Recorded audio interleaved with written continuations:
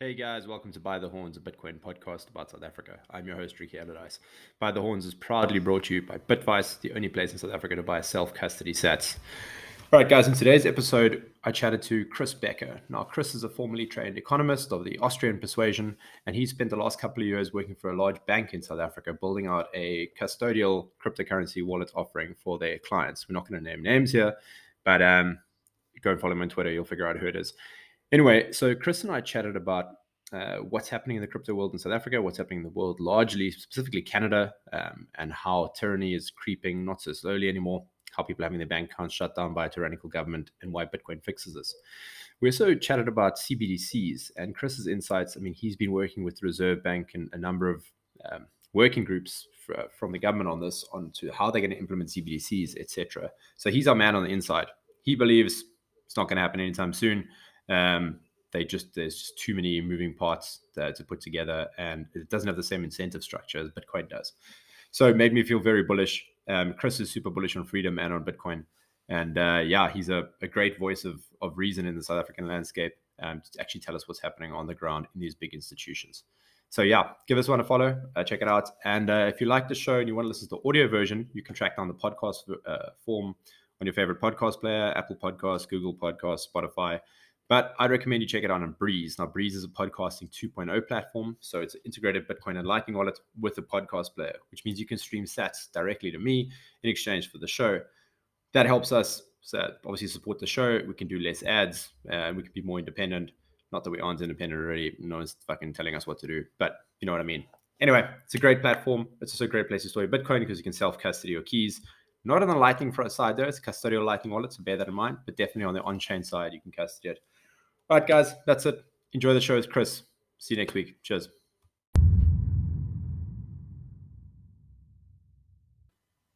Chris Becker, how are you, man? Good to have you on the show.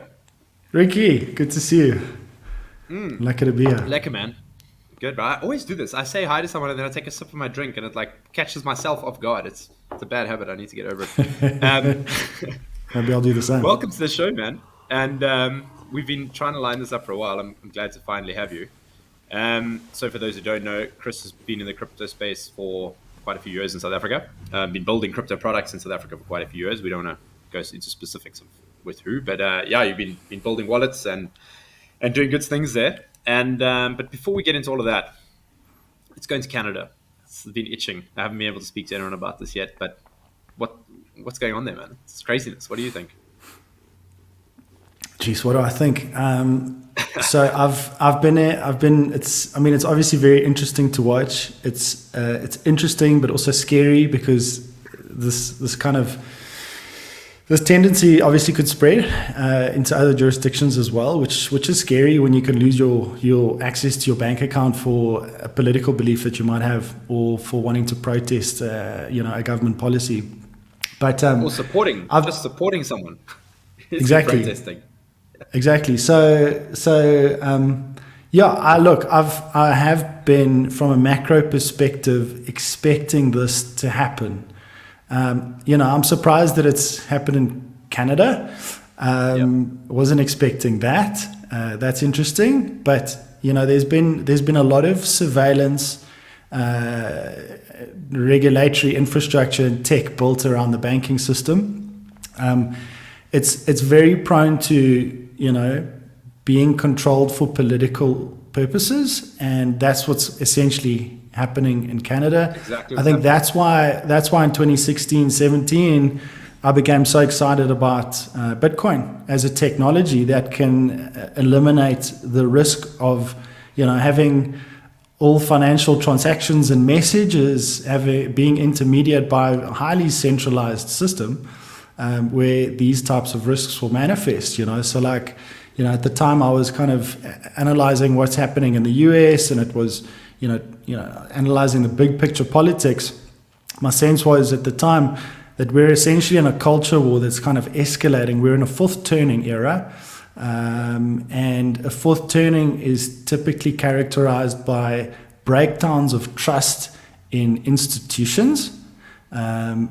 Fourth turnings happen on average every 80 years, and we were in a fourth turning, and so expecting things like trust in the media to break down, trust in the political establishment to break down, trust in looks like the medical fraternity and industry possibly breaking down. Who do you trust? Trust in, science around climate, all sorts of institutions that have been trusted for a very long time is breaking down. When that comes to money, inevitably, you've got a major problem. Like, what system are you going to be able to agree on to transmit value and communicate value amongst people? I think the realization that Bitcoin becomes the technology that both the political left and the political right, which is becoming extremely polarized, obviously, both sides can essentially agree on this apolitical, agnostic, neutral monetary technology in order to store value and communicate value amongst themselves. Stated differently, like, Trump's not in control of this, and neither is Biden. And so the politics is taken out of it.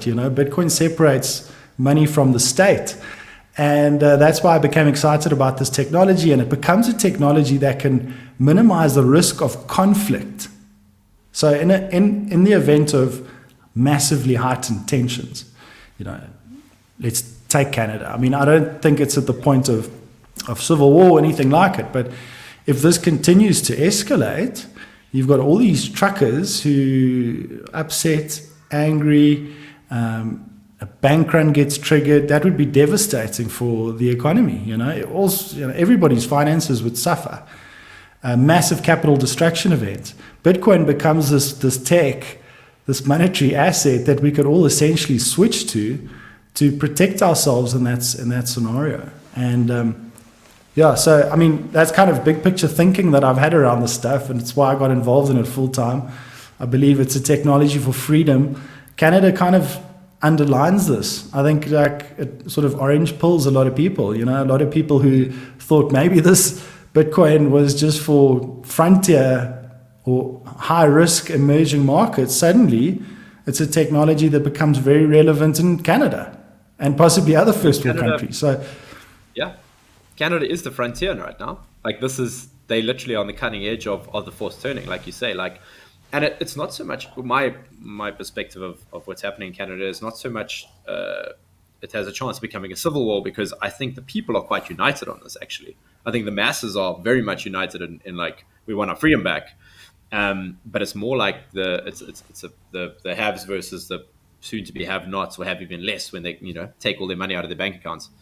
But it's Canada was the last place I expected this to happen. I thought they were just going to comply. And the second place that is kicking off is Australia, where I also thought it wasn't going to happen. So clearly, where the guys get pushed the hardest, that's where they're going to push back. I guess you can think of it like this, Ricky. Like, sorry to interrupt you, but just if you think about the censorship that's taken place in big tech over the last few years, essentially big tech, centralized companies that have the ability to decide who can communicate on their tech systems, right? You can decide to exclude and include based on whatever ideas you have. Banks are not that different. Banks are the same. Most of the money that we use today is digital and electronic. 99% of it is digital and electronic. What's happening in Canada, and as you mentioned, Australia, and what happened in Cyprus too, is, many years ago, is we'll start to we'll decide how people can communicate with their money inside the bank accounts. And so, but I think this is really the start of it. It's likely to get worse. I think it's likely to get worse. Yep. Like you say. I mean, absolutely. I mean, look at Canada. Like, Trudeau had the opportunity to de-escalate, and he chose violence. Like, at the heart of it is the protesters saying, "Listen, drop all these mandates. Let us go back to give us back our rights we had 2 years ago. We're done. We want our rights back." And the government chose to declare war on those people rather than give them their rights back. Why? Why are they so intent on pushing this? And this is where it gets very nefarious for me, because the virus is not that scary. Like, everyone's been vaccinated, wants to be vaccinated, even though we know that doesn't do much. But allegedly it keeps you out of hospital, right? But it doesn't slow transmission. So none of these regulations make any sense. So why are they so insistent on not giving up not giving up the power they've seized. And there may be a multitude of reasons, but ultimately what it comes down to is the governments, once you give them power, they don't give it back. Like, that's just how it goes. I think we're going to see this is going to heat up, and it's going to heat up all over the world simultaneously. I mean, like, Canada is just the tip of the spear here. Australia, like last year it was interesting because we had that whole GameStop situation. It was GameStop, hey? And we had GameStop, that Wall Street Bets group on Reddit basically get blocked and censored. But it was interesting because it was retail, man on the street money, taking positions against institutional money. And it was interesting because government essentially stepped in and sided with institutions at the time. And I remember thinking about it and tweeting about this, but like that type of conflict is still, I think, coming to sort of mainstream financial institutions and to the money we use. I mean, in that instance, you had positions being taken against a specific stock that impacted a specific company, and there was organization that was taking base that was driven by memes and fueled by memes, and there was suddenly this sort of cult community around the trade, and people were getting in on it and piling in on it, and it sort of grew a life of its own, and I think all roads here around this type of financial conflict leads to fiat money. And I think you'll see similar types of conflicts playing out where retail, man on the street kind of people start to withdraw their currency from banks, which causes problems for the banking system. The retaliation to that is likely to be, let's stop the people from doing this because it causes financial instability. But that's the environment that we're probably going into in the next 5 to 10 years. And you want to be owning some assets like Bitcoin that are not vulnerable to the instability that would create. And so it's almost like all roads lead to, I believe, all roads here lead to Bitcoin. In terms of this. And this is like the big Bitcoin thinkers have been talking about this for years. Like, it's a black hole for value because it's the only thing that is tethered to real world energy. It's got a real price associated with its production, and it can't be gamified. The production and the distribution can't be gamified, and that's obviously how the elites make their money, is by gaming the system. So the Cancelian effect is the name of the game for them. So in Canada, I think as soon as people wake up and realize that, we can bring this all to we can stop all of this tomorrow if we just all withdraw our money from the banking system, play a game of managing musical chairs, and buy Bitcoin. The problem is there's only 3% of money is withdrawable because there's only that much physical cash. 97% is digital. So that's not going to work very well. That's why the system is so unstable. And like as Murray Rothbard pointed out, banks are essentially always insolvent. And it's highly risky. And like, bear in mind, in that scenario, just about everybody gets hurt, And so you got to be prepared to take some pain all around, because the deflationary collapse that causes in the short term is epic. I mean, the credit system would collapse essentially. Prices all over the place would tank, and so balance sheets would just shrink and collapse. And the response to that from the central bank's likely to be, well, we've got to print it up, and that's where the inflationary risk obviously starts to come in too. To me, the Bitcoin bull case is bullish in both scenarios. Hyperinflation, deflationary collapse, but I think other than the risks, I think the efficiency and the improvements that Bitcoin offers over traditional stores of value and money systems is so great that it wins nevertheless, even if these things don't happen. So that's obviously also exciting. And that gets you into a very different frame of mind of thinking. You start to get quite hopeful around the opportunities in the space around, building businesses that leverage this to offer value to people there, out there in the street to actually use this, Yeah, So yeah, absolutely. I mean, I'm excited because obviously that's the line of work I'm in. But it's yeah, the social attacks you is what guys are scare me doing the good most. work. Yeah, Thank you, thank you. Yeah, we try. It's unfortunately we do it part time, all of us, so it's a bit slow. But I mean, we are grinding. We'll get there. We've got some cool stuff coming in the near future. But the social attacks for me is what scares me about this. Like, so for example, the Canadian Minister of Finance coming out and saying anyone who's donated money to these protesters can have their bank accounts frozen. So like, and then obviously the mainstream in Canada pumps that narrative, the media pumps that narrative all around the world. They parrot the same thing. So you end up being demonized, and a lot of people don't have the intestinal fortitude to handle that. However, that being said, after 2 years of being demonized, people are kind of over it, and they're like, whatever, you've called me all these horrible names already that carry no weight. You know, I'm a pariah already. Whatever, go fuck yourself. So there's that side of it, but it's going to get ugly. You know, like the governments around the world won't give up power easily, and clearly they have a plan for where they want to take this thing. And I don't think that Uncle Klaus is going to be happy when Justin doesn't deliver on the plan.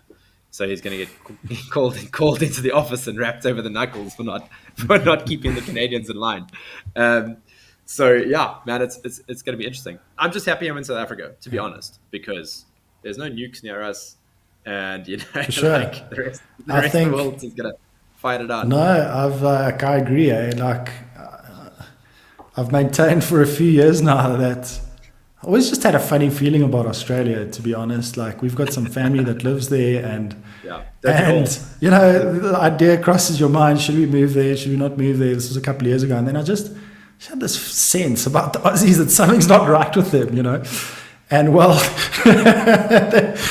shame, man. It's rough. And SA is a great place to be. The challenges that we have, every place has its trade-offs. Life is just a bunch of trade-offs constantly.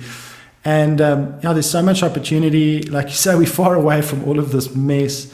And we have the ability to build out new institutions coming out of this fourth turning extremely strong.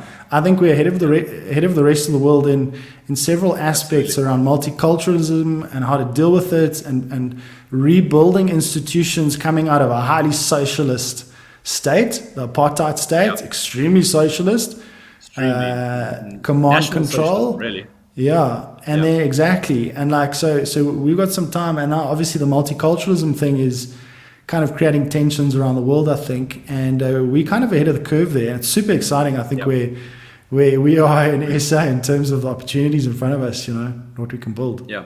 And Bitcoin, I think, absolutely central to that. Central. And so you and I have been involved in this kind of forum where people are discussing this stuff for a couple of years, and we've obviously privy to the inside of what's happening. And it fills me with hope to see what people are doing in South Africa and the institutions they're building out. And they're building them out in quite a decentralized way, like, you know, as far in terms of normally decentralization, I suppose. But the one aspect that is missing currently to me is the Bitcoin component. But I think that's not far off. I think the groups that are building in South Africa, their own institutions, are looking at Canada and they're like, whoa, we can be turned off like this very quickly. We can have a bank account shut down. We can be cut out. And I don't think it's a matter of if, it's just a matter of when. You know, like these systems are all going to collapse around the world. We're in a good place. I think we're in a good place. Yeah, like I mean, the network effects around the money that we use daily, that most people use daily, are extremely strong.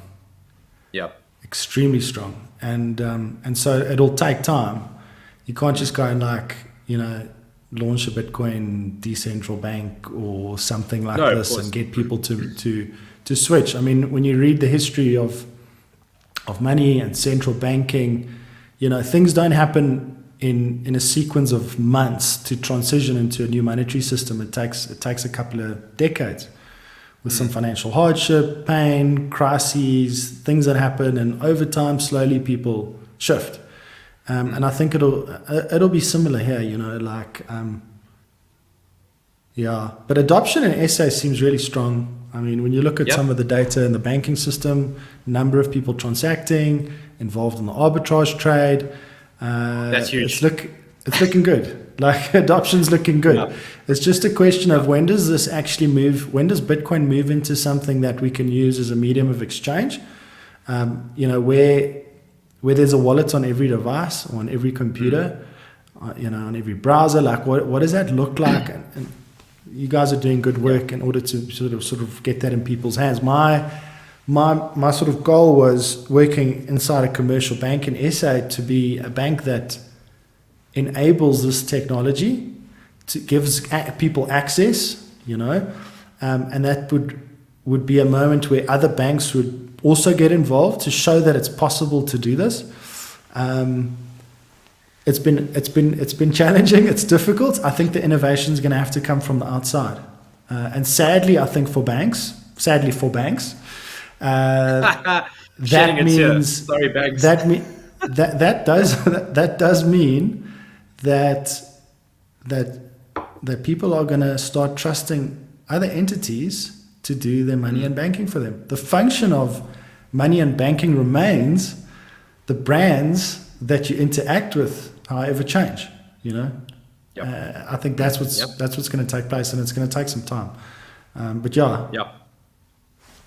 Yeah, for sure. I mean, innovation always comes from the outside, though. Like real innovation always comes from an outsider, because I think the status quo is incapable of thinking outside of the confines that it sets for itself after a certain period of time.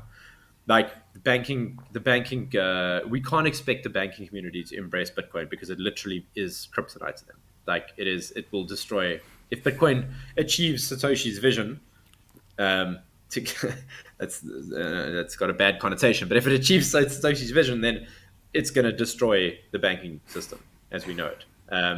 It looks very different, right? It looks very different. I think the thing with Bitcoin is like, it's a money to intermediate capital at scale. In other words, like transforming duration from short-term deposits into long-term loans, assets. You're still going to need some kind of intermediary. That's where entities like BlockFi and the like are coming in and playing a role, right? Those become essentially the new kinds of banks.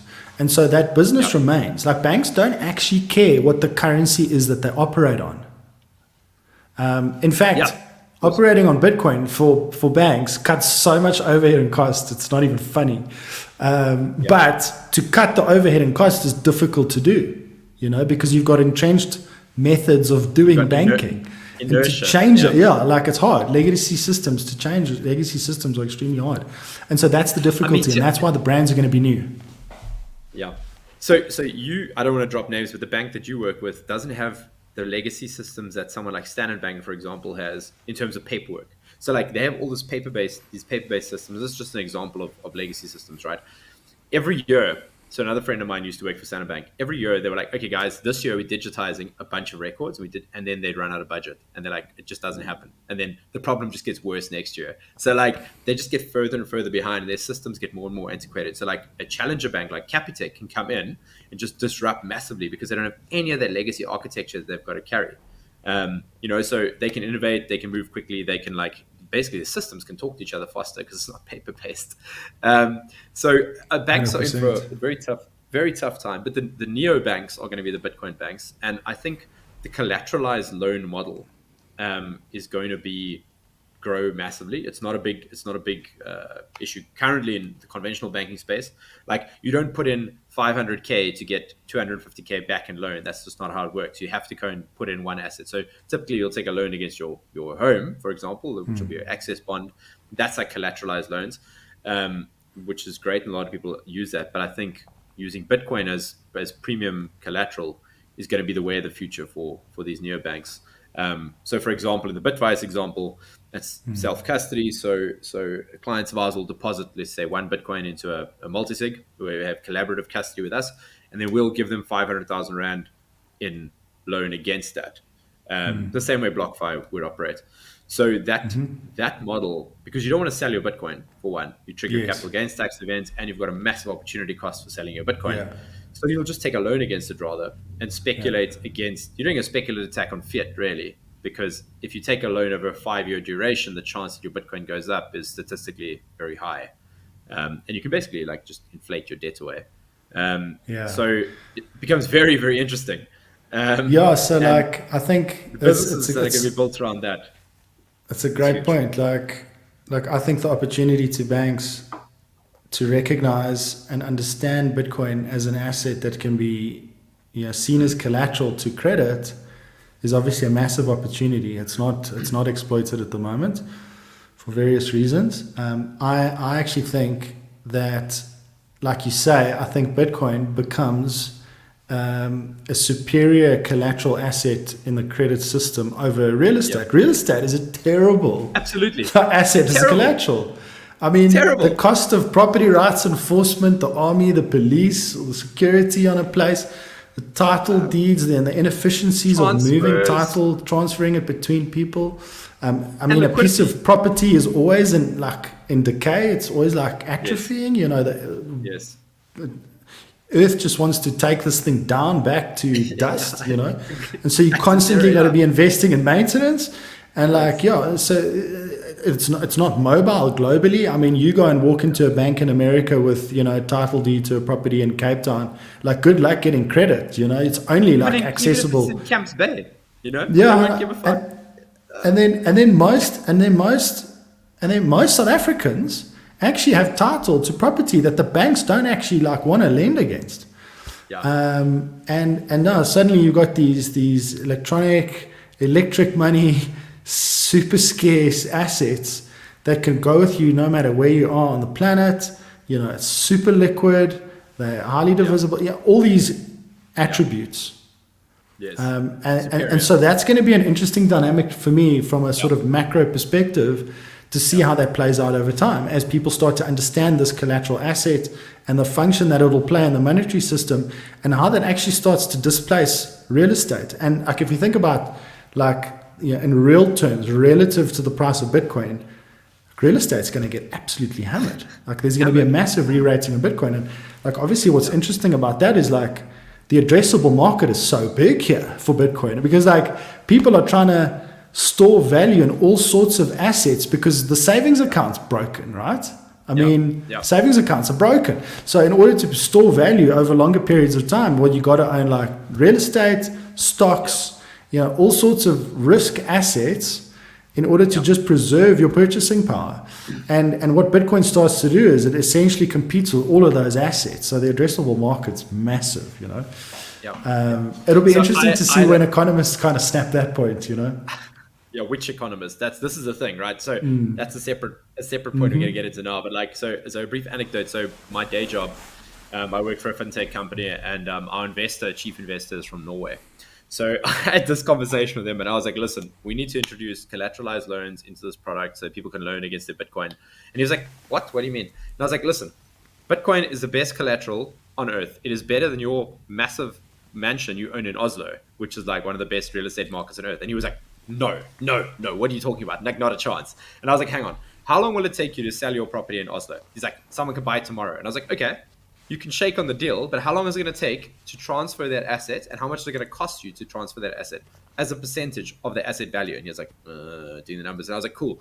I can send, if I have your Bitcoin as collateral for a loan I've issued you, I can liquidate that Bitcoin literally within seconds and have my capital back that I originated the loan to you with. I can have it back, no problem, within for tiny amounts of a fraction of a percentage, if it's a large amount, And he was like, no, he just couldn't get his head around it. And I was like, okay, boomer, you'll get it soon enough. But to a lender, who's got to think about the credit risk. You got to consider all of the security and what kind of, how are you going to access that security in the event of default and how it's going to be liquidated? And there's huge costs associated with that. If you as a lender can have collateral as Bitcoin as collateral in a multi-sig account, and in the event of default, you as the lender and an independent party, whoever it is, a lawyer or whatever, agrees and says, there's been an event of default, we need to liquidate a portion of this, you're able to just release a margin essentially in order to liquidate instantly. Done. I mean, it Done. lowers the cost of credit so much. It's Massively. And this is what these I suppose that as soon as they get it, as soon as like lenders get it, it's gonna be it's gonna be like a frenzy, because it is the world's most premium collateral. And I think what they don't understand is they look at Bitcoin price volatility and they're like, how can that be like great collateral? Look how volatile it is. And like, that's not the thing you should be looking at. It's like, how deep is the market, how liquid is the market, and how quickly can you move it around and send it and sell it and dispose of it. Like, you can take a $50 million house in the Hamptons on Long Island, and sure, there's a huge amount of buyers, but how long is it going to take you to sell that and actually transfer ownership? And as a lender, the way you make money is churning your lending book as quickly as possible, and so you can get return on your capital, right? Like, you've got a limited amount of capital you want to lend out, and the shorter that cycle, the more money you're going to make. So if it's dragged out, if you're dragging out every transaction by like 3-4 weeks for people to default, because you've got to go and sell their house, it's longer than 3-4 weeks, probably 3 months. You're shooting yourself in the foot. So as soon as they realize that, it's going to be a game changer. But luckily, they haven't realized it yet. So, for us early adopters, alpha, man. There's a Alpha. play there. There's still that asymmetry is there. I mean, the arguments are still here is fascinating to listen to some of the arguments that I hear against this stuff. But I mean, it just means more time to accumulate, really. Yeah, absolutely. Because at the end of the day, once everybody gets this asset's going to be so boring. It's going to be so boring. It's going to do nothing. It's going to be more stable than gold. It's going to be more stable than anything. I mean, the reason it's so volatile at the moment is because it's a startup still. It's a startup monetary technology. And like we said earlier, like monetary technologies take a long time to build legitimacy and credibility and trust before they become widely adopted. And that's why there's still all this upside. I mean, obviously the supply curve for Bitcoin can't shift around, but because it's so early and it's not that well understood, you get these like demand cycles that jump around, and people speculate and come in, and you have a wave of adoption and capital allocation towards it, and the price shoots.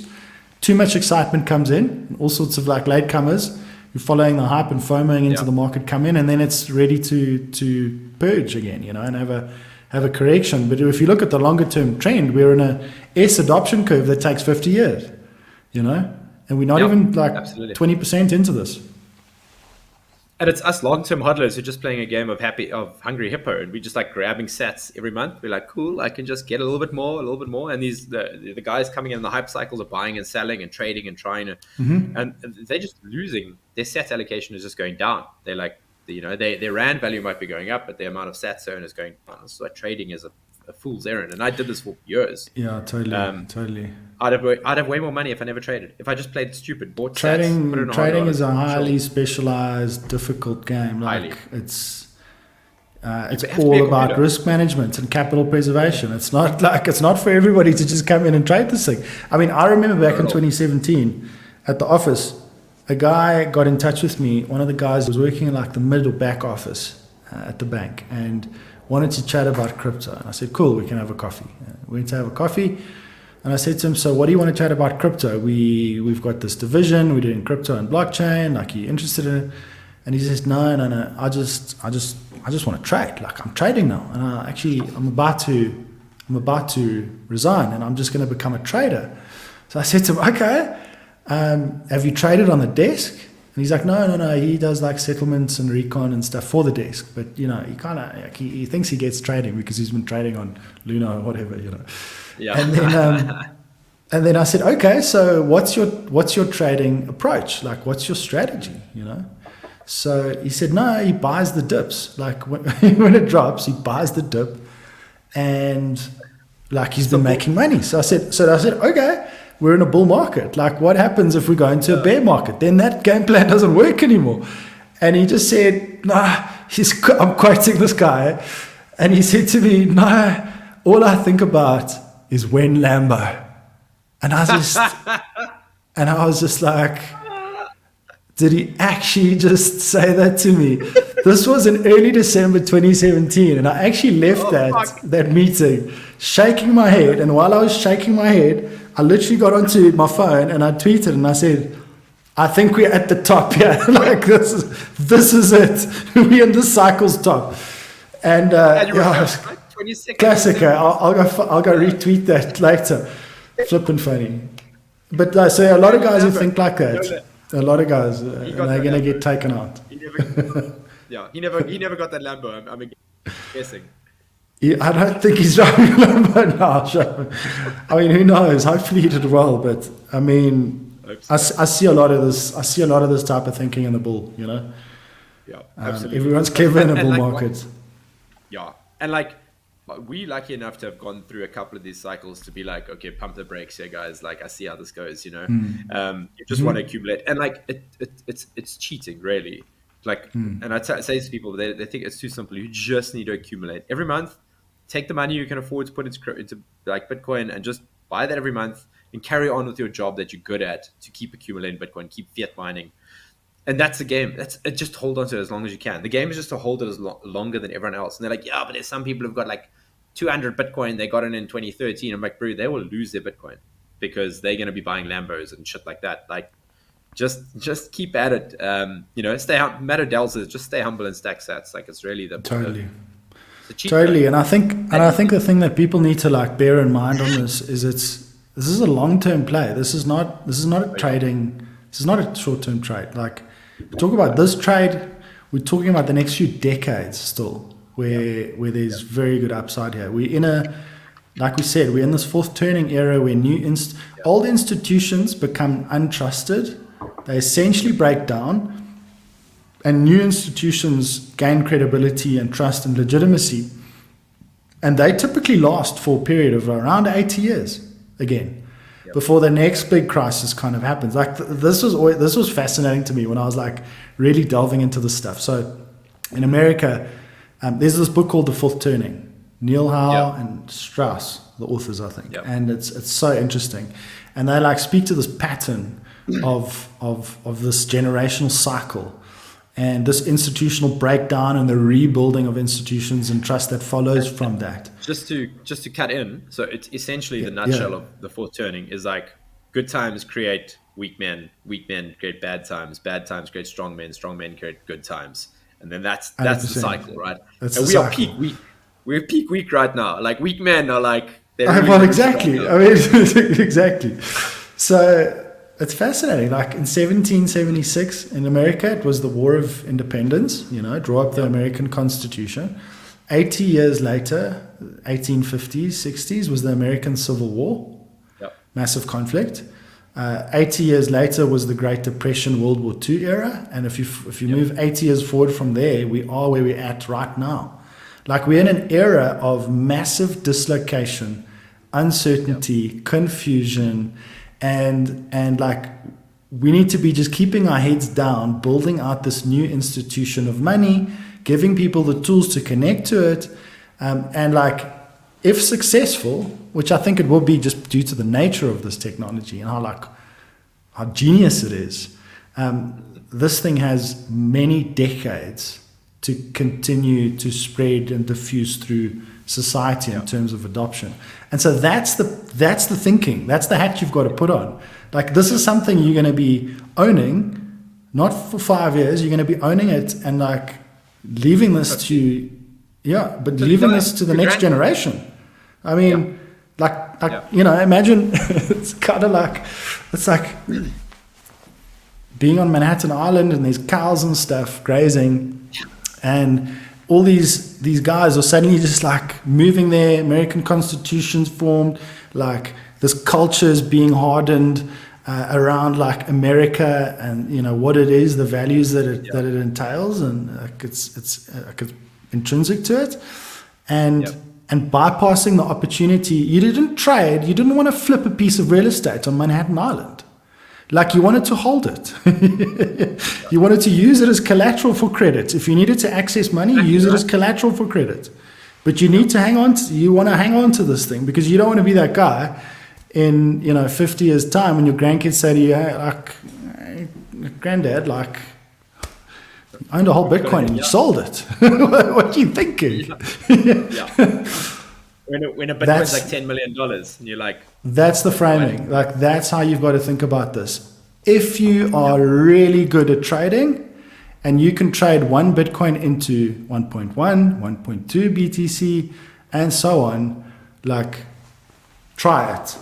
But like, I wouldn't recommend it. Yeah. Good luck to you.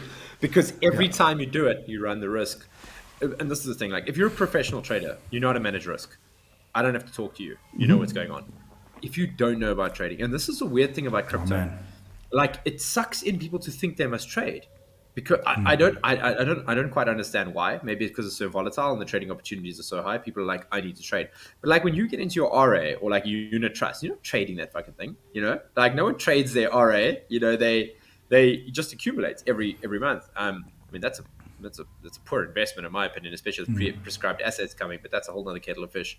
But you don't trade your unit trust. So why would you trade Bitcoin, which is, you know, we would posit to you the best asset that humanity has ever known. Like, why would you run that risk of giving it up? And your grandkids, like you said, are gonna look at you and be like, Dad, Granddad, why did you buy a fucking Lambo? Like, we could have 100 Lambos now. What are you thinking? Own the factory. Like, what the fuck you What are you doing? thinking? Yeah. What's awesome about this technology is, and I'm sure you've got guys on your show to talk about this, but it forces you to lower your time preference. It forces you to prioritize saving over consumption, which is the process of capital accumulation that leads to the next phase of prosperity. And I will say, one thing I would like to see more from the Bitcoin community is reinvestment. Look, I know we're in a phase of trying to create the standards of how this technology is going to be utilized by a broader society for the next secular cycle, as like 60 years, you know.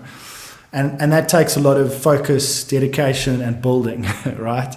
And you need to be like very dedicated to that process. But what I really want to start seeing is reinvestment of some of the capital that's accumulated into new forms of media, new forms of education, where the Austrian schools of economics, you know, being built, where those universities, where the cultural institutions, you know, where are these things? Are the Bitcoiners investing in this? It's so important. It's coming. You know, Ricky, It's coming. like when the culture around Bitcoin shifts, if mass adoption happens and the culture stays a fiat culture, Bitcoin's not going to last, because then the consensus algo is going to be changed. Like that 20 million cap's going to be lifted. So like investment into these cultural institutions are so critical and so important. I'd love to see more of that. I don't know if you've got some insight into more of what's going on, perhaps on that side that I'm not seeing. So there's a little bit of it happening.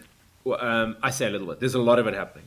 So there's a VC fund that's popped up now. I don't know if you know Marty Bent. So he's got the podcast Tales from the Crypt. So Marty's been roped into a VC firm that is Bitcoin only. So they invest only in Bitcoin companies who are Bitcoin only, and who focus on exactly these kind of things, like how do you build out the culture around it.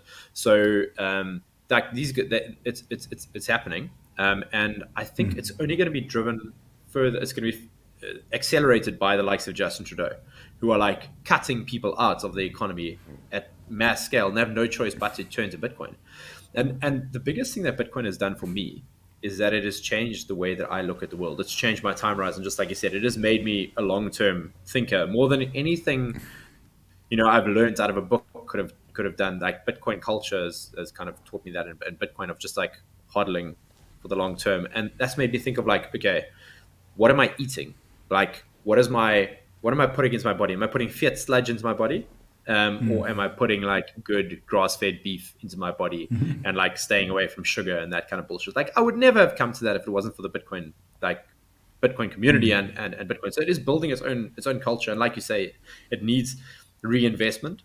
And that is happening. And I think controversial point, but I think toxic Bitcoiners, like toxic maximalism is key to this. Because Bitcoin is a religion. At this point, it has surpassed cult status. It is now a religion, and it has its it's got its acolytes, its disciples, it's got its charlatans. Bitcoin Jesus has been cast out, like Roger Ver's on the out. It's got dogma, it's got the whole shebang around religion, and what's culture, and this is coming from an atheist, right? But like what culture needs in order to progress and have staying power actually is some form of unifying religion that like ties it all together. And that's how you can bring like people from different ethnic backgrounds together under like a common goal. And that's how Christianity and Islam and the rest yeah. is so successful. And the thing is,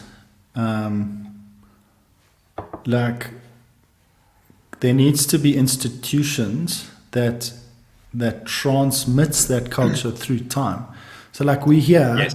and culturally we speak the same language, we have the same norms and customs and things, and it puts us into a place where we can relate and deal with each other and negotiate and do all these things and kind of live together, but like that also needs to be, well, that's present. And what's critical to maintaining that culture right now is a stable money, because that's also like obviously how we measure value. Yes. We measure value, but we're a society of values, and these things are intricately linked, and that's in the present. But you've also got to be thinking about like how do you sustain a culture into the future so it doesn't change too much, like what's happening at the moment. And that's where these institutions need to be built in such a manner so that it doesn't change, because if it does change, then the values around Bitcoin changes. And when the values around Bitcoin changes, Bitcoin changes. Do you understand what I'm saying? That's an area that's like, it's so important. It feels like it's lacking. Maybe it's the stage that we're in terms of it being early days. Hopefully, as the capital accumulation amongst the earlier adopters of Bitcoin grows over the next few years, like that idea starts to snap. And you start to see new universities being built and all of these new institutions, springing forth. We can put our kids into, because my daughter, I've just moved her school in an environment where critical race theory was coming into a primary school curriculum, like formally, in assessments, and toxic Marxism coming into the classrooms, and Absolutely. So, the beautiful thing about Bitcoin and the consensus algorithm is that the intolerant minority of 5% is all it takes to keep Bitcoin the same. So we don't have that luxury in our universities, in our schools, in our cultural institutions. We don't have that luxury where a toxic minority, like an intolerant minority, can maintain the status quo. So with Bitcoin, you need 95% consensus to change the rules, right? So Bitcoin has been set up to not change. Whereas like our schools, all it takes is an intolerant minority to move in and change that. 95% can be against them, but things can still change. So we're lucky in that regard that Satoshi had the vision to be like, cultures change over time and things get fucked up. So, let's make it so that they can't change, especially with money. You don't want your money to change. But I totally agree with you. Like you're not that many years ahead of me, but like a couple of years ahead of me where you've got kids already. I'm not in that position yet. But I'm going to homeschool my kids. If things stay, even if they stay exactly how they are now, but they won't, they'll get worse. But like, there's no ways my kids are going to a normal like public school. Like it's too much risk, like my kids are going to get fucked up. Like the critical race theory, especially private schools in South Africa. I don't know if you know Richard Wilkinson, but he's been doing a lot of research into this. Like the private schools in South Africa have been completely inhabited and captured by critical race theory. Like a student will make a student will make an allegation of racism. Then a lawyer will come in. The school will hire a lawyer to come and do an investigation. They'll find nothing. They'll be like, okay, this wasn't really racism. It's just someone, he said, she said. But we suggest that you do racial training anyway. And that's where the grift starts. And then they have like a CRT trainer come in to teach people about their like, I don't know, internalized misogyny or whatever fucking bullshit. And that captures your entire education system, and it's the worst in the private schools, man. So like I went to an Afrikaans public school. I was lucky enough. Is it? They'll be the last guys. Yeah. Interesting. They'll be the last guys to resist that because they have a strong culture. And at the time I was like, was that high school or primary school? Primary school through high school, the whole way through. Oh, really? Oh, wow. Okay. I never spent a single day in an English school in my life. Even I went to Stellenbosch, so like zero English education. Thank you to my parents are English, thank God. I went to Afrikaans schools, but I managed to avoid that Amazing. nonsense. Yeah, So I was but going to say, I yeah, mean, I think that's the cultural art in yeah. SA. I think, I mean, I've moved my daughter to an Afrikaans school. There we go. There's no talk of this stuff there. It's a private Afrikaans school, a great little school. Yeah, Fascinating history. We can talk about it, I think, another time. But like, there, yeah, that's I think where the retreat is going to go to. It feels like English has become a culture, particularly in South Africa. People are not English culture. I've a friend who's a cartoonist, and he says, "How do you draw? How do you draw an English South African?" It's someone who wears like a Springbok jersey, basically, like a pale oak with a Springbok jersey. Like, how do you draw an English South African? There's like no culture and heritage really. The group is kind of lost, you know, and which is very sad, and because English people have it been is here very for sad. 250 years. You know, like English South Africans have a long history in South Africa, but they have lost. You've always got one foot somewhere else in some like Western liberal democracy, and so there's always an out. But what's interesting about the Afrikaner culture is like, well, you're Afrikaners, you're named after the continent. You've created a new language, you know, essentially, which just gives a signal of how like determined you are to remain in a place. Like, you're changing your language, and it's conservative, it's very religious and Christian. This stuff is not penetrating. The cost of attacking is kind of like Bitcoin. It's very difficult to attack the culture. And I think the idea of what an Afrikaner is going to shift. The historian Herman Guillemie, I think it was him, said that around the time of the Second World War, the definition of an Afrikaner was someone who opposed involvement in the war overseas. You're an Afrikaner. You're not part of that, you know. And so the concept's also interesting, and it can change over time. And I think you're going to have a group of like European low melanin count people living in this area who are gonna essentially immigrate domestically into the Afrikaner culture. Absolutely. To preserve certain traditions, culture, like values, norms, all these things. And I think that culture also values sound money.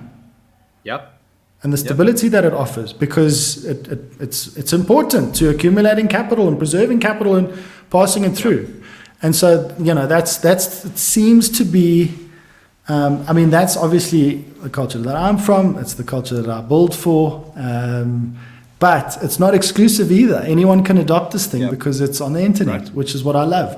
I think a lot about like how do we bring, and this is not in my current role, but how do we put all the languages on this thing? Like, how do we translate the white paper into the different, you know, Satoshi's white paper into different languages? This is happening. Yeah, I saw that. So it's cool. One of our previous guests has got an open source translation service, you know, where they're translating all the seminal works. So I know Safety Moose is watching this. Bro, give us the rights to the Bitcoin standard. Let us translate it into Corsa. Come on, you know? Why you got to be like that? Anyway, so we it's happening. I say we. I mean, I'm not involved, but like I could maybe do some Afrikaans translations for them. But it's happening.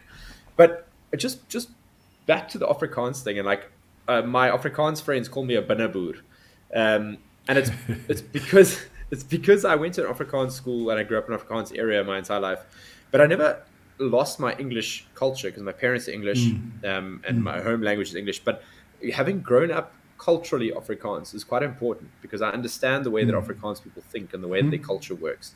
And when I was young, I didn't appreciate it. I was like, this is very conservative and I feel like very trapped. But like the older I get, the more I look at Afrikaans culture and I'm like, okay, you guys are doing something right here. And to be honest, like if the world goes to shit, if there's one culture I want to go and ingratiate myself with and work with, it'll be Afrikaans people, because they are super. Well, I don't know all cultures on earth, so I can't speak for everyone. But from what I know, I would go to Afrikaans people because they're hardworking, they're honest, and they get shit done. you know.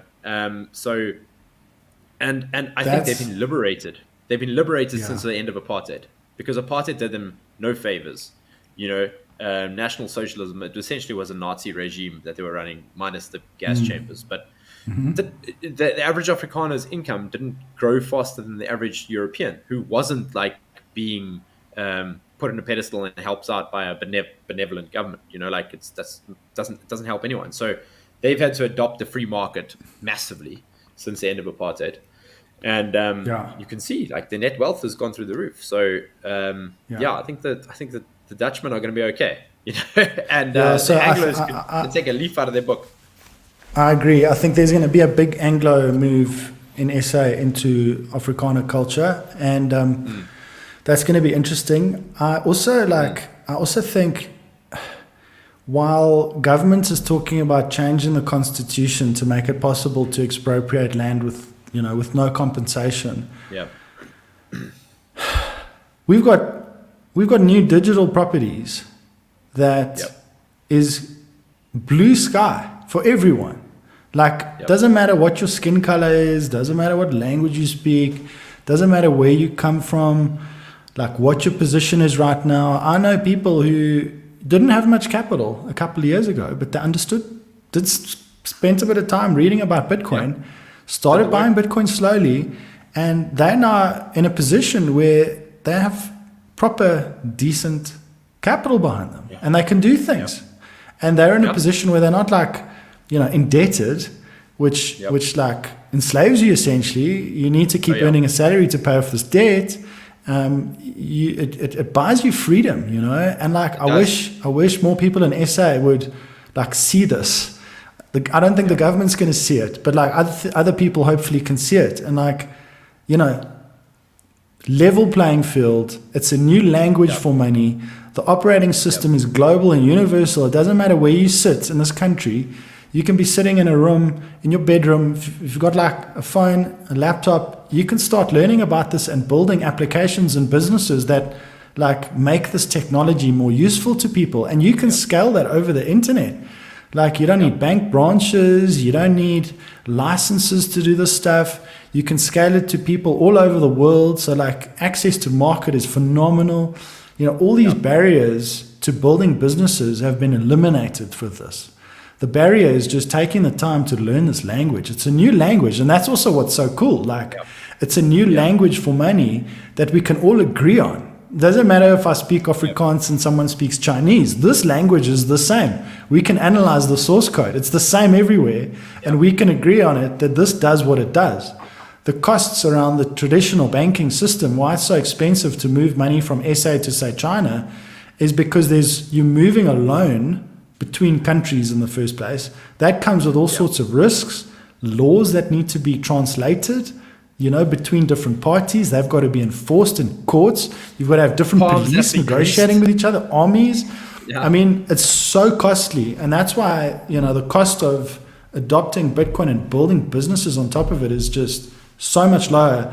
And that opportunity to me is so big. So let's shift the conversation away from like taking traditional types of property towards like, how do we own this new stuff? How do we become like proper global players here?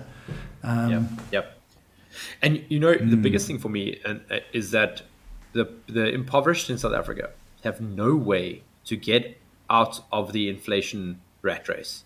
You don't own a property. You don't own any assets that are inflation resistant. Like, you don't have a stock portfolio. No, exactly. So how Bitcoin is the only, and cryptocurrency at large, is the only way that these guys are going to beat inflation. Of the short term, I'd say cryptocurrency. Over the long term, I'd say Bitcoin.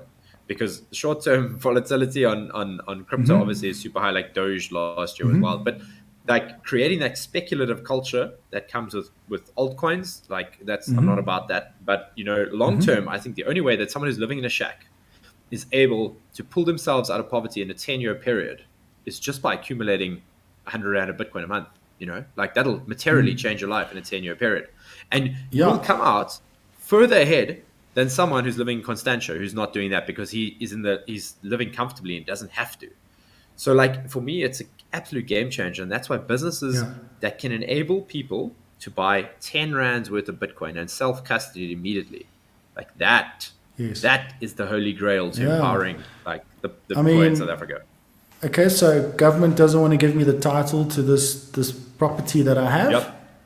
Okay, there's new kinds of property that are superior. Yep. I can actually own this stuff, and I can buy small amounts of it every month. And if I can do that consistently over time, like, I'm going to be in a good place. Yep. And if I can prove that I hold the private key, like I've got the title to this digital property, Yep. you know, bang, whole world, Yep.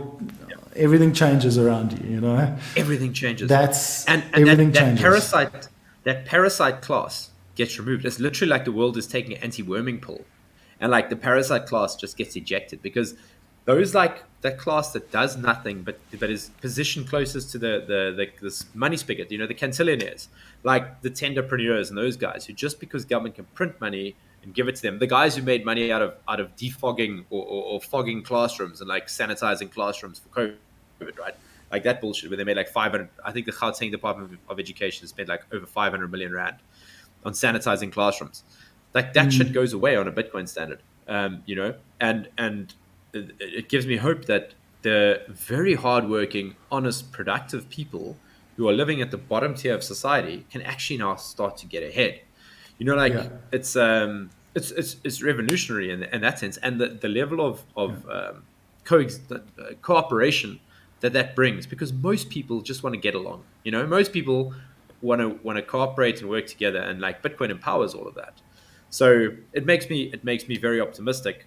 There's obviously going to be a bit of some growth pains when the bankers are kicking and screaming, you know, but hopefully we win, and we usher in this bright new future. But you know, like I'm reading this book by Tim Wu, The Master Switch. I don't know if you've read it. Really, really interesting. It talks to information networks. It looks at the history of information networks and how there tends to be like massive centralization. So like in the early 1900s, the Bell network was massively centralized, and they had all these major innovations, and they could distribute this through this fixed line infrastructure that they had.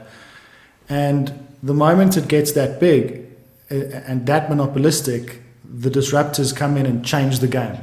And it was similar. You can think about the internet, like the early days of the internet, all this opportunity, all these startups, the dot-com boom. Now all of a sudden, massively centralized, and you've got these big players dominating.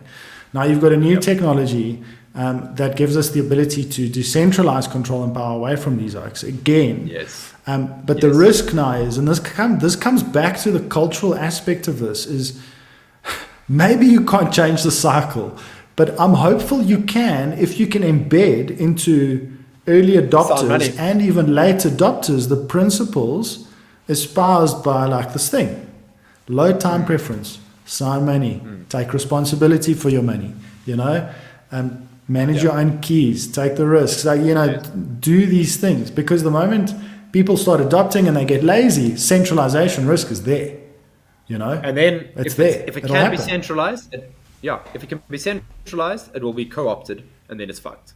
Like exactly, that's what and then we're going to need something else again, and like, and so this is why this era, and this is why Bitcoin maximalism is so important.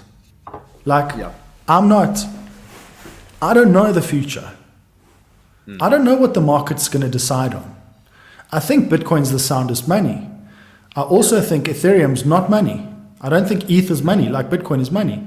I think the two are like gold and oil. They're different, you know? They're different assets. And we can't just have one asset. We're going to have different types of digital assets.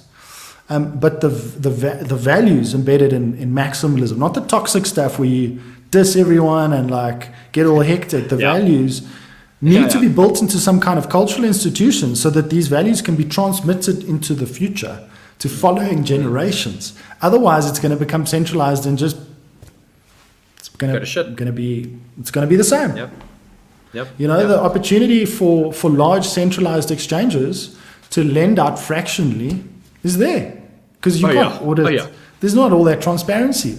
This is where that's the game. That's what they're going to trend towards, right? Like, you know, that will happen. 100%. 100%. And so the regulators are probably going to be different entities, you know, because there'll be standards that evolve within this industry that will lead to new types of regulatory agencies. It's not going to be the traditional ones. And they're not going to have the competence. They'll be It'll different. be the nodes. Yeah, it'll be the nodes, hopefully. Like Whatever that looks like, it's going to be a new type of regulatory standard setting body, which is going to be informed by cultures like values and norms of the community, and they need to be somehow protected. If not, then you get problems. I think what's interesting to me about the contracts on like Ethereum is that you have the ability to form more sophisticated agreements. yeah. And that to me is interesting. But that doesn't make Ether competitor to Bitcoin, you know? Yep. But Bitcoin's culture is so important because some of the stuff I'm seeing from the Ethereum community is not cool. There was a guy who was cancelled from one of the big Ethereum name service, ENS, for tweeting about his religious beliefs. Biblical scripture, the guy tweeted recently. They cancelled him. He was basically pushed out of the community, you know. And so there's this stuff that's also there, and it's not that lacquer, and that's why the maxi view that anchors the space, because you got like on the one extreme you've got massive decentralization, censorship resistance, like critical. Yeah. It had to be that way for Bitcoin to get where it is today. And now you've got innovation in less decentralized, more centralized consensus algorithms, essentially. And you've got this long tail, you know, of stuff that oaks are experimenting with. If Bitcoin starts to shift, you've got a problem in general. Like it needs to be anchored here to pull everything closer to where it's at. And so, Are you a Game of Thrones fan? Did you read the books or watch the series? I watched the series. It was cool. Okay, so you remember in Game of Thrones where the religious group took over and they had all these plebs, the minions, the sparrows, who were like the shock troops on the ground, basically like enforcing this religious theocracy. It was basically like a peasants' revolt, but it was driven like they coalesced around religion, which is like typically how it goes historically. And that's what I see happening in Bitcoin. You've got this pleb movement of like people who are like fractional coiners, you know, like they got into Bitcoin in like 2018, 2019. They have no hopes of, well, they will get, like the aim for them is to become a whole coiner, right? Like to accumulate like one Bitcoin. But like, it's just average Joes. They're plebs. They're toxic as fuck. They are like literally like, this is the rules of Bitcoin. We want low time preference. We want to lift weights, eat meat, get in the sun, tell the man to fuck off, you know, like it's this whole culture that is like spreading outward from maximalism, from toxic maximalism, which the further it gets from the center becomes less and less toxic. It's the way that, you know, these things go. And this is why I see it as a religion and why it's so important, because like within Islam, for example, you've got ISIS, like you've got the radical, like guys who are like decapitating people and stuff.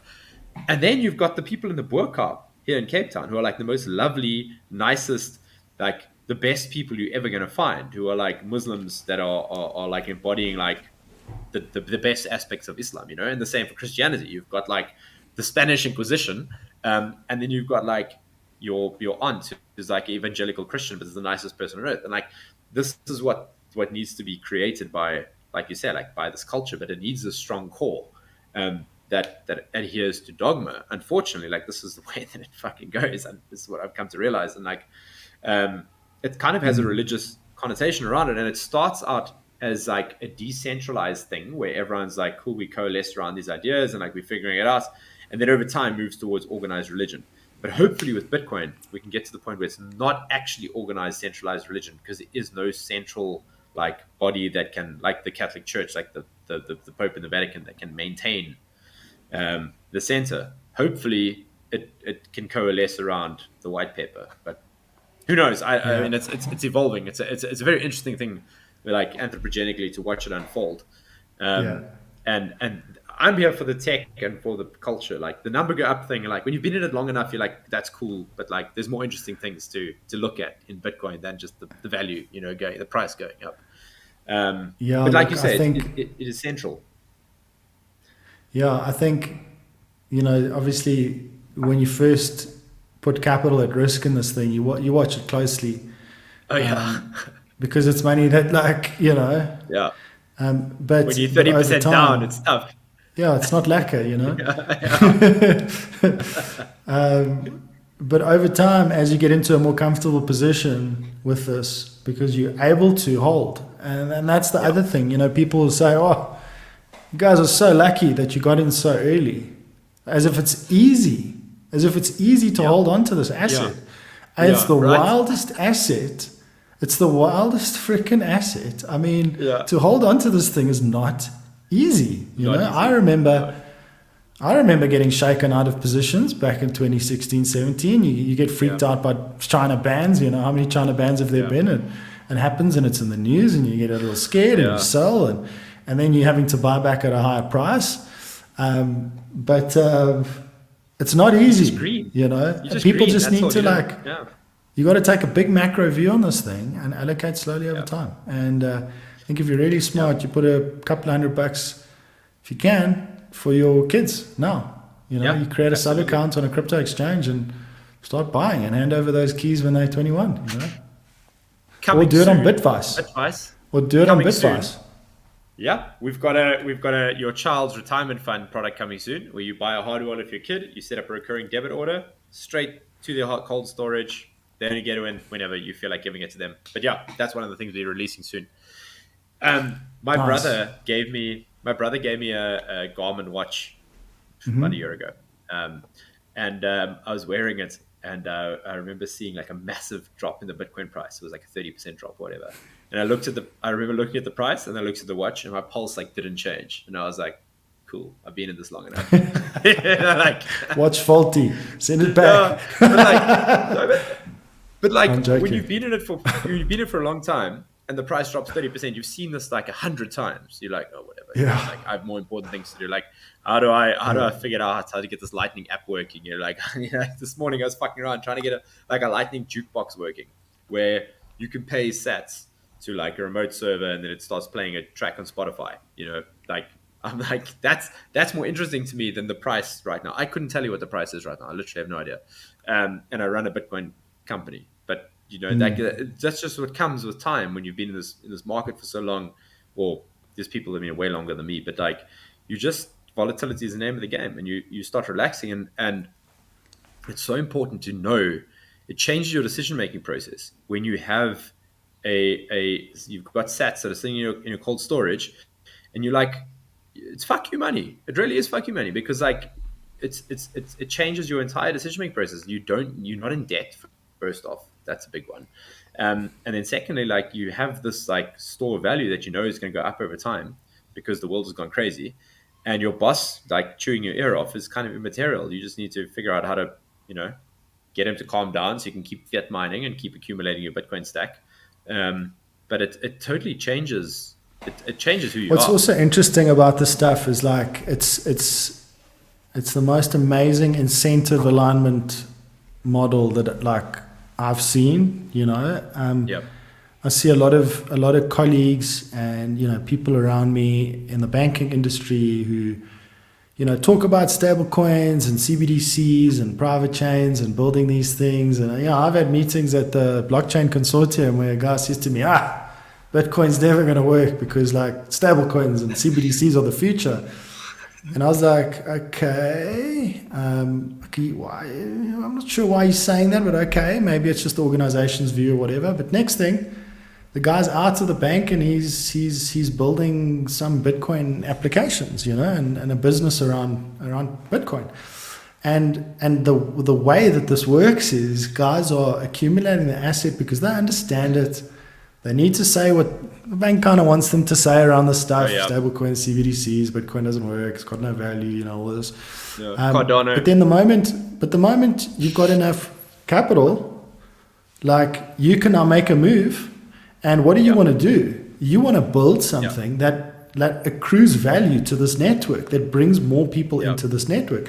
Now, some people are going to say, oh, that seems a bit like a Ponzi scheme. No, it's the scarcest asset that's ever existed in the history of the world, ever. There's never been an asset like this ever. And you now want to see the success of this asset. And the success of this asset comes through network effects. It means you need to make it easier for people to use. You need to build a business now, like you guys are doing, to make it easier to to access this thing and transact in this thing and do all this stuff. Yep. And you also want to do it in a way that aligns with the original kind of values of the community, because if you don't do that, that's also going to start diluting the value of the scarce asset. And so like everything just works beautifully for good here, like for it to be a success over the longer term. And that's what's so awesome, you know? That's what I love about this thing. Satoshi Nakamoto deserves a Nobel Peace Prize and a Nobel Prize in Economics. Like 100%. This guy, what he has put together gives me chills. I'm getting goosebumps just thinking about it. Like what he has managed to put together and how he has aligned incentives and taken human behavioral economics into account is phenomenal. But on that point that you raised about CBDCs, you have an inside track to CBDCs. What's your view on them? What do you think's happening? Do you think we're gonna see the CBDC world here in South Africa? Look, I've been involved in local projects and also an international project. And what was interesting about the international project is there were 3 or 4 bankers who spoke up and said, but what are we trying to solve for here? Because DeFi kind of does this, you know? Yeah. What are we trying to do?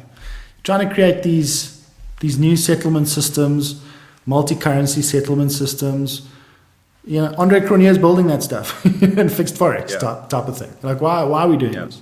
So what's interesting is compared to 4 years ago, guys in the banking industry are actually starting to understand that like you're not getting a 10x improvement by now just using a blockchain, which could be just a smarter database. Yeah, AWS. Why the cost? Why do all of this? You know, like some of the real innovations of Bitcoin and some of the other stuff that's happening, I think, on Ethereum. There's interesting coordination models in Ethereum that I haven't really seen happening on Bitcoin outside of like closed servers, you know? So that's the one thing. So like it seems like guys are starting to understand, and that naturally means like adoption of some of these public systems is likely to be happening going forward, because like the costs of building this is high. Yeah. And then like if you think about like CBDCs in a banking industry, not all banks are aligned. You know, it's hard to change your ledgers. Before offline we were talking about legacy systems and how difficult it is to change these things. You have apps for apps to make different ledgers inside banks, give them the ability to communicate with each other. Like to get a bank now to willingly move onto a CBDC when their existing money is already electronic is difficult. Like what's the value prop? Like what's the payoff? And so like the motivation and the trade-offs in terms of cost benefit analysis for every single bank's different, firstly. So it's very hard to move an industry on like a stable coin project, let's say.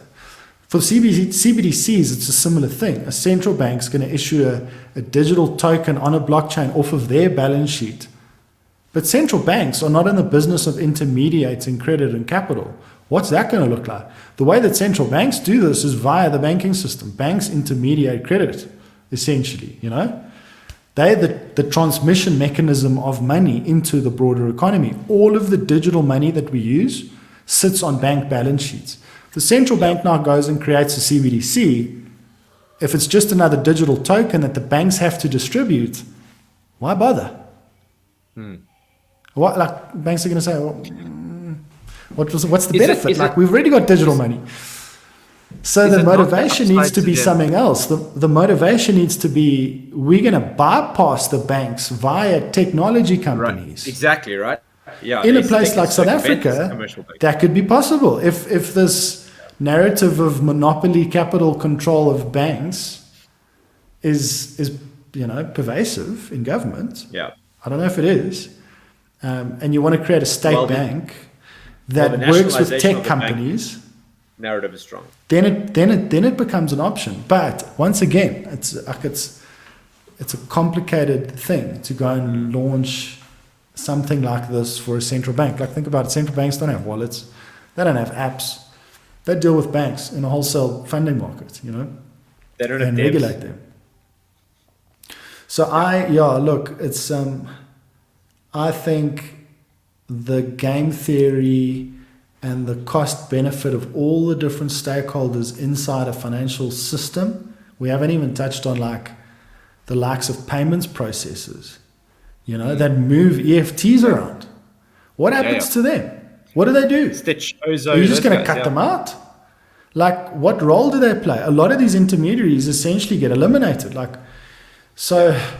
And then on top of that, you now got to start creating new technological systems to make it possible for whoever's moving this new kind of money around to do reporting to the Financial Intelligence Center, for anti-money laundering and counter-financing of terrorism reports.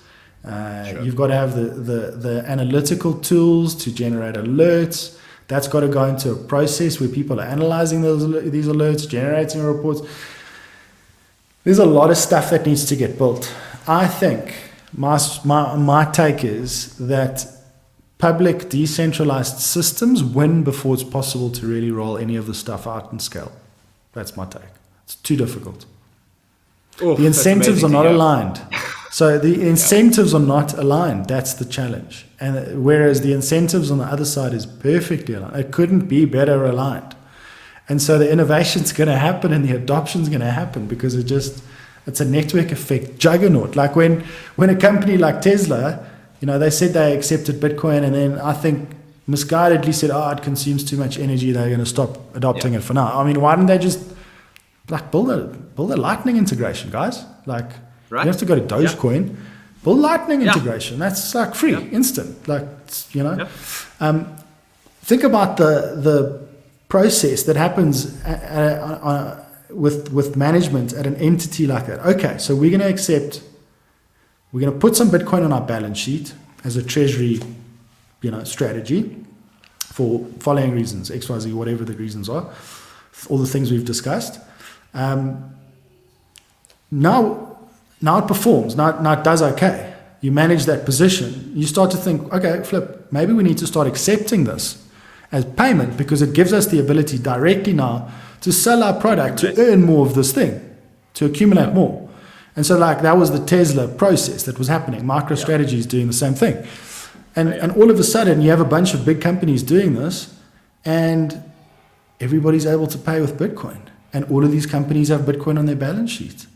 I mean, that in and of itself is a network effect juggernaut that's almost unstoppable,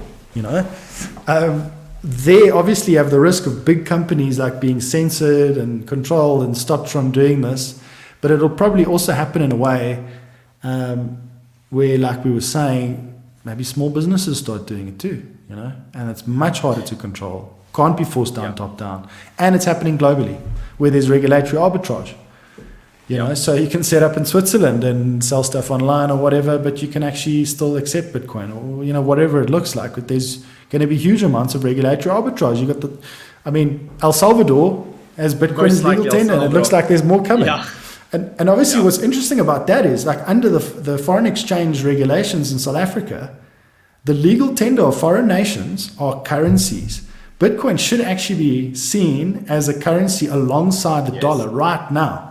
All this talk of regulating Bitcoin and all this stuff seems pointless to me. It's a currency. It's the legal tender of a nation state, El Salvador, and more countries are going to adopt it. Treat it like a currency, guys. Yeah. Or play catch up and lose, because this is a first mover thing. El Salvador has gone from being one of the, in the next 10 years, in my estimation, is going to have gone from being one of the poorest, in the bottom 25% poorest countries on earth, to move to the top 25%. I reckon that's going to happen in the next 10 years because of the decisions and because of the leadership of a young leader who has massive popular support and has managed to be able to push through the regulatory changes and has the foresight and the guidance to see what's happening. And so El Salvador, which translates to the savior, which, it's not lost on me. But it's phenomenal to see what they're doing. And I think the next domino to fall is going to be a much bigger player. Sure, we might see another Central American country like Guatemala or one of the dollarized nations fall, but I think Russia might move on this. Russia is resource rich. They have a large amount of oil and gas. They've just moved to regulate Bitcoin as a currency and to remove restrictions on it. This happened yesterday, I think. And I think for them to start accepting payments for oil and gas in Bitcoin is a major boon for them and a first mover advantage. And they can't be stopped because they're a nuclear power. It's not like the US can invade Russia like they can invade El Salvador. They can topple Bukele tomorrow, and be done with it. I'm sure they're trying their best to do it. They just released a paper from one of the committees on foreign relations, released a paper on how important it is to stop El Salvador from doing what they're doing. Like, that's out in the open. But they can't do that to Russia. And the more the US threatens to cut Russia out of SWIFT, the more it pushes them towards Bitcoin. And if Russia adopts Bitcoin first, Iran it's a game was changer. cut out. Yeah? Russia's been cut out. They've all been building alternatives to SWIFT for some time. SWIFT is just a messaging system with super strong network effects. There are 11,000 banks in the world connected to SWIFT. Out of interest, there's more than 11,000 nodes in Bitcoin. Okay. There's over 100,000. Yeah. And they're all equal. Yeah. Whereas the banks on SWIFT are not. Not. But what's interesting about the geopolitics around this is, I'd say the South African government is more aligned with the East, would be more aligned with Russia than with America. And what's going to be interesting, more I think, El Salvador than America. Yes, and what will be interesting is this imperial power manipulating their ideological allies, I'll say, in a sense. And maybe the South African government goes, oh, this is interesting. Like, if we had to get cut out of SWIFT, what are we going to use? If Russia is adopting Bitcoin, geez, maybe we should be adopting Bitcoin. What does that look like? And then suddenly, this looks very different. It's a very different geopolitical discussion. And I think that's also where we're going with this stuff. So even the South African government, and it probably will surprise a lot of people, are going to look on Bitcoin quite favorably in that type of scenario. Yeah. I mean, I'm more interested in the South African civic institutions than the South African government, but that's just me because of my personal views. But I have come to expect the worst from the South African government. But like you say, they do align with the East much more closely, and the East is being forced into a corner by America to make a choice. And Russia, you can say what you want about Putin, but he's a good chess player. He thinks a couple of steps ahead. And they're a big exporter of natural resources. And Bitcoin is a perfect fit for them to flare their surplus, where they can't make sales, for example, in the summer season, where they've got large amounts of natural gas. Europe's not buying offtake, mine Bitcoin, and if you cut out of the SWIFT system, especially, all of a sudden now the Russian state can fund itself. Same goes for China. I mean, I would think North Korea is already mining Bitcoin, most likely, because how the hell else are they trading, And we know that Venezuela and Russia are trading in Bitcoin already. Yeah. So this is one of those things that the bankers will not, it's a reason to look unfavorably, upon Bitcoin, that these rogue nations are using the thing.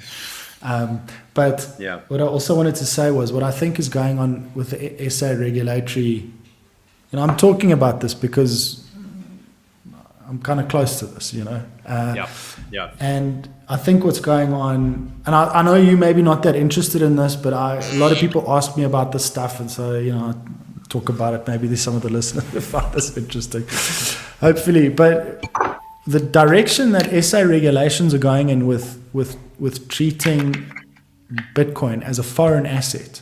So if you treat Bitcoin as a foreign currency now, because El Salvador's made it legal tender, what you're essentially going to have is a foreign currency operating alongside the rand that they have no control over. Yes. And so that's an interesting dynamic. I think that's what's going to be happening over time, and you're going to see this black market developing as South Africans adopt this new technology, and it's going to be interesting to see how that plays out. Because that again is one of these sort of Wall Street bets, GameStop, Canada Truckers type situations possibly. But if Russia is moving in a direction of legalizing it, maybe it gets suddenly just legalized in SA and adopted very broadly, which would be flipping obviously super bullish for SA as an economic story. I mean, Yeah, I was an economist before I got into this stuff full time, and I used to analyze for a couple of years the Africa macro, and I was a super bear on Africa macro when everyone is bullish, just because I saw it differently, and I had the arguments to kind of back it up. But if you look at the history of African macro development, it's just capital destruction time after time as currencies get hyperinflated. Yeah. And obviously what Bitcoin offers is a stable foundation on top of which to accumulate capital for many more generations. And you have this ability to adopt this quite frictionlessly right now. Yeah. Like you can't just adopt dollars easily. You got to have a bank account, you got to have all these things. It's mostly in a physical form in Africa as well, which doesn't make it interoperable with the internet. But Bitcoin's got all these attributes and characteristics. And so I think, I haven't been following the Africa adoption story that closely. It seems to me that most of the innovation and adoption is happening in the West. I mean, if you look at the node counts, it's all sitting in Europe and the US. There's not that many nodes around Africa. But yeah, hopefully that starts to shift. At least this technology is available for people who understand it to get on a massive front foot economically and make a difference to their lives and their communities around them.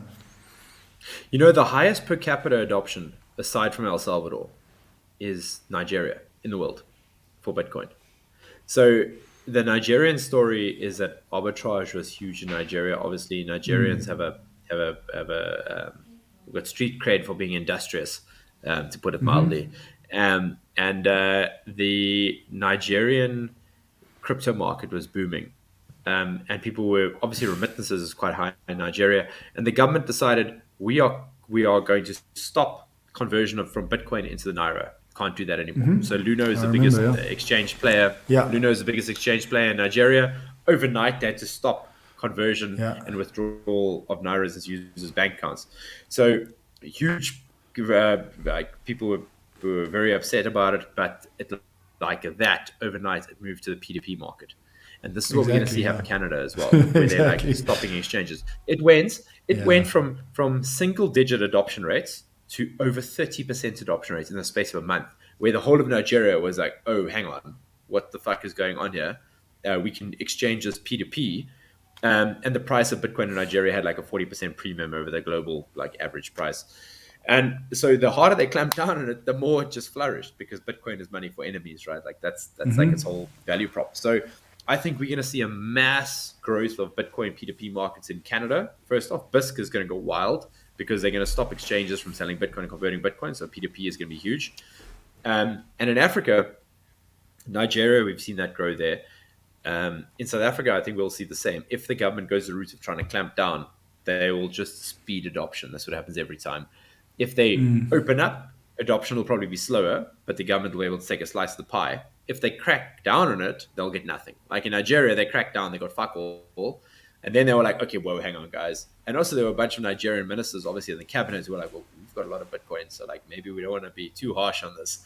Because obviously Nigeria is a very corrupt country. So the game theory is just so strong. And essentially, the government does not have the ability to go door to door and confiscate people's Bitcoin. That's what it comes down to. They don't have the manpower, the resources. Sure. At the end of the day, is what it's about. The sort of it's this highly defensive technology because the asymmetry it creates this massive asymmetry where you have to go door to door in order to confiscate these assets, right? You can't just like they're doing in Canada, tell the banks to just go through a list of an Excel spreadsheet and block the following accounts. Like, it doesn't work like that. Block these addresses. Cool, bro. Yeah. We're not reusing addresses. That's fine. Yeah. They have no idea.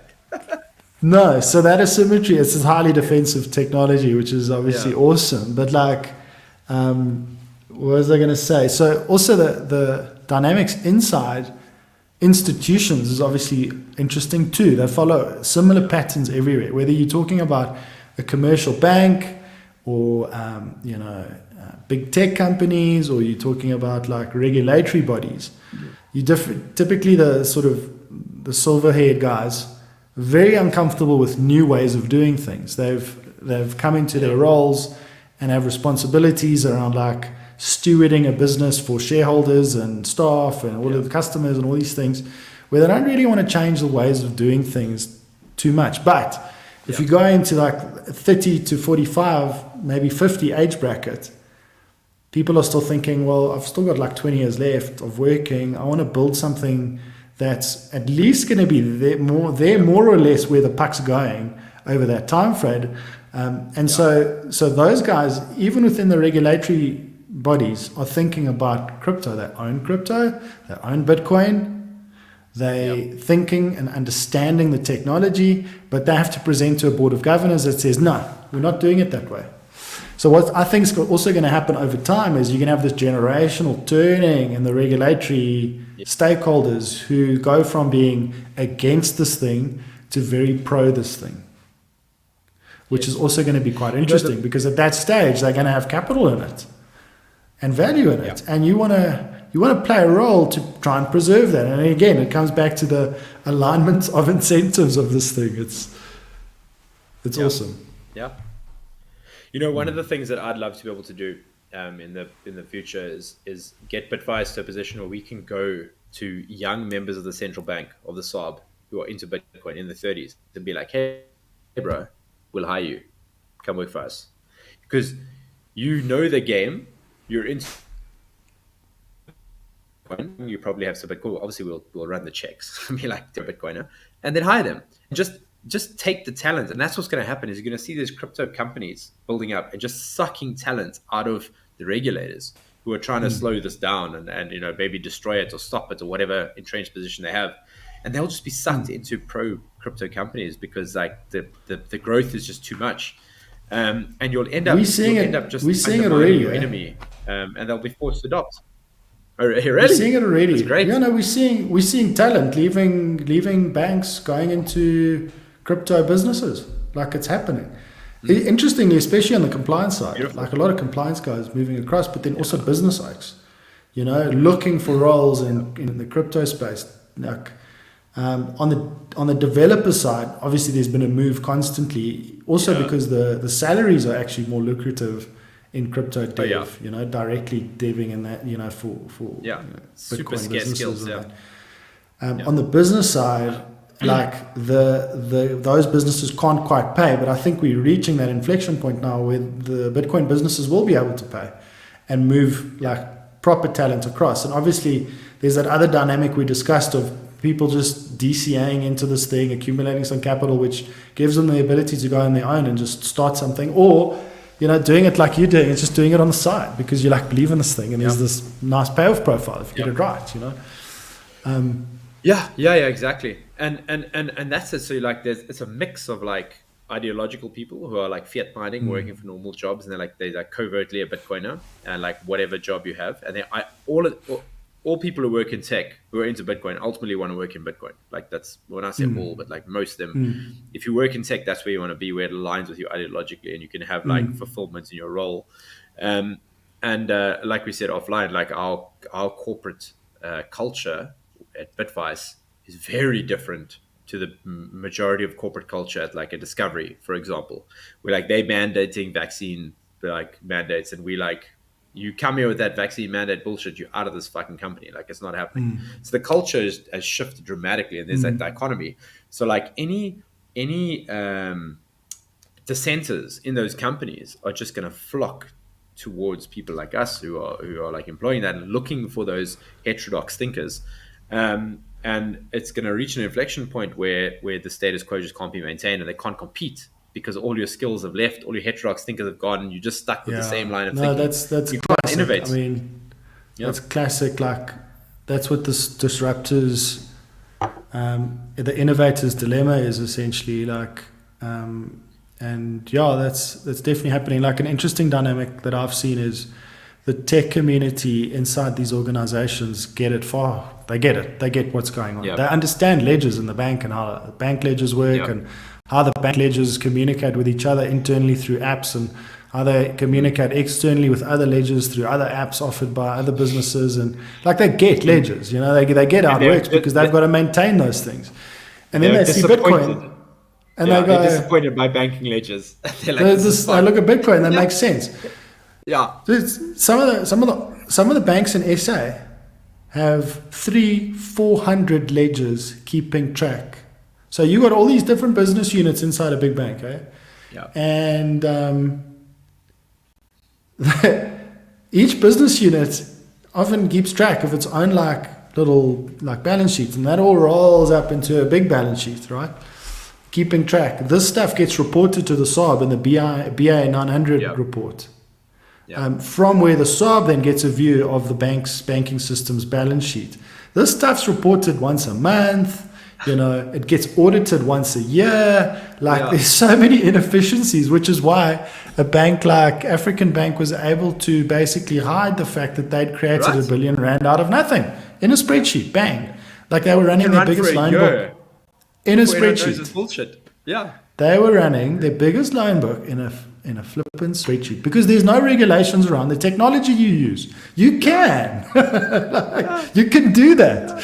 But when you run your thing in a spreadsheet, whoever's managing the spreadsheet and accesses it on the cloud or whatever can sit there and go, I can create a new loan to someone here from nothing. And that's what they did. They literally did that. And they were able to hide these new loans where money is injected now into the economy. You can't tell the difference between fake rands, fake created rands, and actual rands. Okay, in this specific scenario, the distinction is thin. So I've asked this question to regulatory bodies: how do you manage this risk? Technologically, there's no way. So you've got to analyze these balance sheets. Okay, but anyway, it's messy. These balance sheets and ledgers are quite messy. It's inefficient. The tech guys know that. The auditors know that. But it's job to do this and sign it off and the whole story. You just look at Bitcoin as this new operating system for money that just works. The tech guys get it. The guys who don't initially are the bankers. Oh yeah. The bankers. It's a strange position. Yeah, but also ask a banker what technology runs the ledger. Cobalt. Not going to know. Yeah. Is it an Oracle? Is it a SQL? What database are you using? How do you move units from here to ABSAs? Let's say. Or another banks, technically, how does that work? How do these messages, how do they talk to each other? Bank, that's not what they do. They understand balance sheets and, all debits, credits, leverage, all the banking stuff, right? Yeah. It's all just balance sheet management at the end of the day. That's what they understand. Now you're dealing with something that doesn't even have a balance sheet. It's a bearer instrument. It's an electronic database filled with bearer instruments, flip and this isn't money. This can't be money. This is a fraud. That's the knee jerk. Yeah, it's a fraud that you can query at any point in time and know absolutely what the supply is and where exactly every single point is at any point in time. That's a fraud. So that's also a change that's going to take a little bit longer. But a lot of those tech guys, they're moving, they get it, they want to build in the space. It's been an interesting dynamic, just to kind of observe. So long shorts, are you optimistic? Are you bullish on Bitcoin? Yeah, man. On decentralization and Yeah, look, I'm very bullish. I think there's going to be some stuff that still happens in the macro political environment that's going to be kind of scary. I think it's going to be a lot. It's going to be super scary to people. It's going to be as confusing and weird and strange as the last 2 years have been, if not more so, because when seizures of bank accounts for political beliefs start to happen, like it's happening in Canada, if that thing starts to spread, if that power is given and granted, what are the reasons that can be given for censoring this type of information? If there are retaliations from the public to that, and it's in the form of bank runs, central banks are going to react in a certain way. There's a lot of instability ahead for the legacy monetary system. Super indebted, super leveraged, actually super fragile. It all fell over in 2008. Massive bailouts kind of saved it. It all fell over again in 2020. I mean, you have these periods where the system literally seizes up. I think we're moving into an environment where that instability increases. I think one of the big institutions that the public will lose faith in, as faith has been lost in other institutions over the last few years, being media, elections, medical, medical healthcare. There's a bunch of stuff I think is coming to the institution of money. That's going to be super confusing, crazy stuff, weird. It's a dislocation. It's going to be a dislocation of note. But there's hope in that now. You're not locked into that system. And that's what's so exciting and bullish. So there's bad stuff on the horizon. If you can prepare for it, you're going to be okay. You're going to do well financially as a result of it. Once you then get involved in the space, if you can hodl, it's difficult. It's hard. People need to be strong, like brave. Maybe toxic. Yeah, brave is better than like fear. It does get scary, but you got to be brave and like,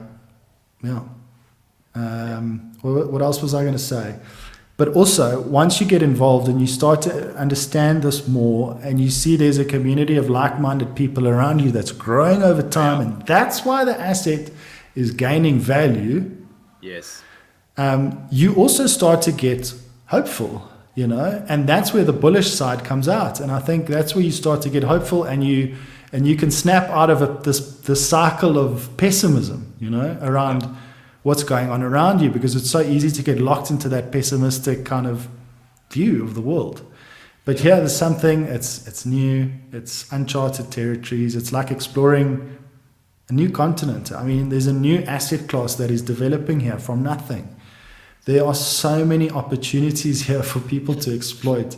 And so I'm so bullish on that. Big time. But there's going to be some institutions that essentially get destroyed in the process, and that's going to be very confusing, and it's going to kind of suck.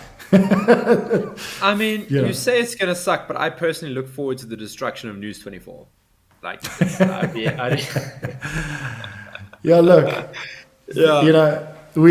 don't know the future, and I try and be humble about the stuff. I think it can be like it's a fist pump when Bitcoin's doing well, when other things are not doing that well. But like, you're gonna see people around you who you like love and know. You're gonna be like, what the hell's going on here? I should have listened to you. I've lost a lot of value. Like, I can't. Yeah. So that stuff's not going to be cool, and it's super unpredictable. But there's.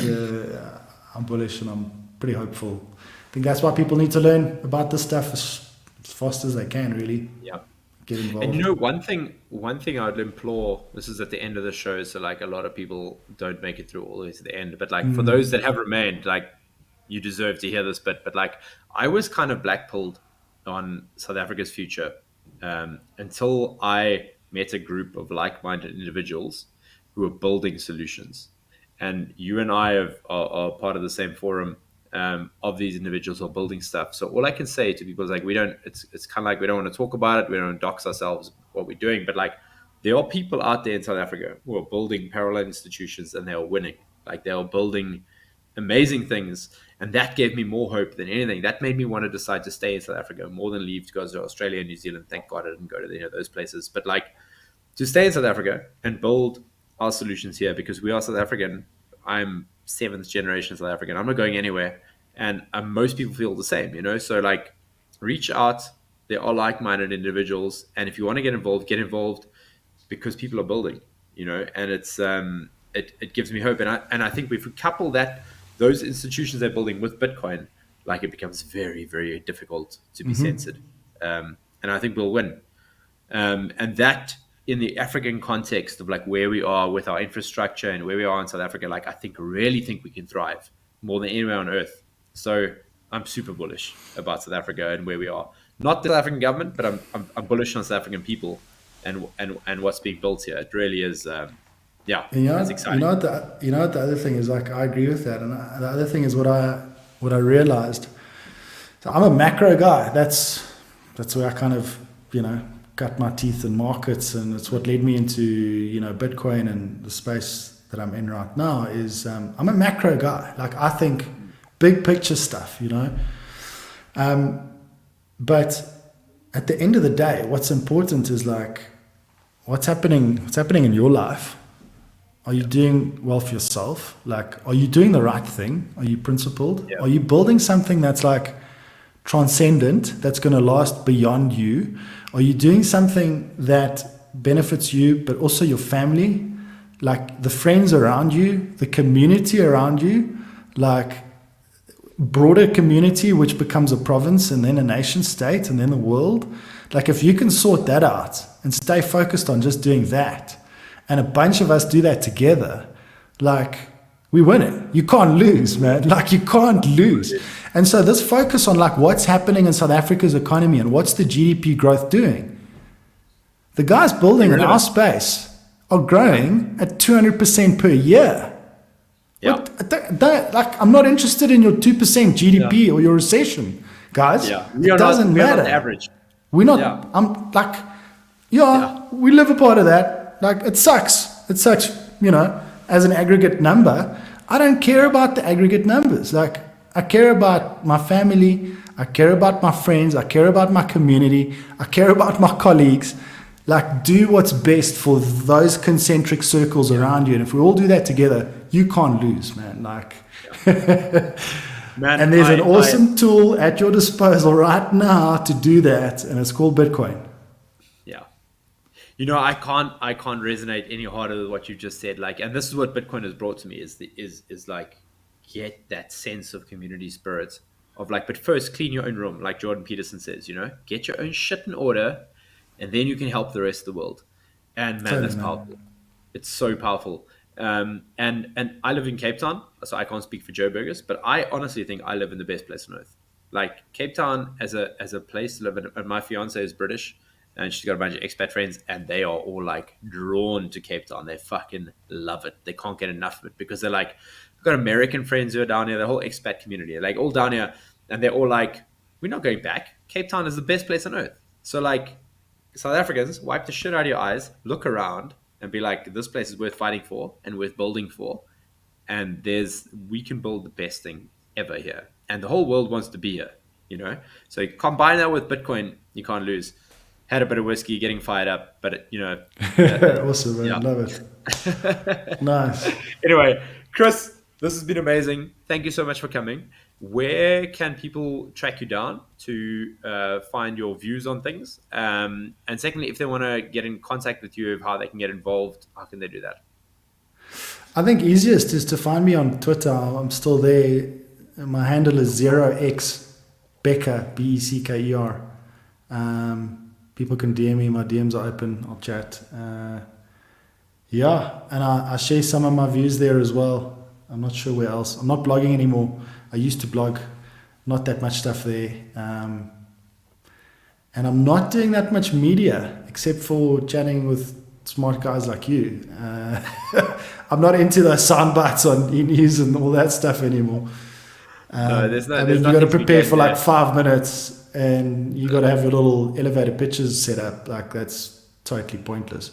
I think on Twitter, people can reach out, and Absolutely. Once again, Chris, thank you so much. This has been fantastic. Guys, track Chris down on Twitter, and if you want to get involved, reach out to us via DM, and hopefully we can put you in contact with the right people. But there's really good shit happening in South Africa. I don't want to blow a cover here, but, like, it's happening. Chris, once again, thank you so much, and I hope to see you on the show again soon. Shot, Ricky. Cheers. Have a good evening, man. We'll chat to you soon. Cheers.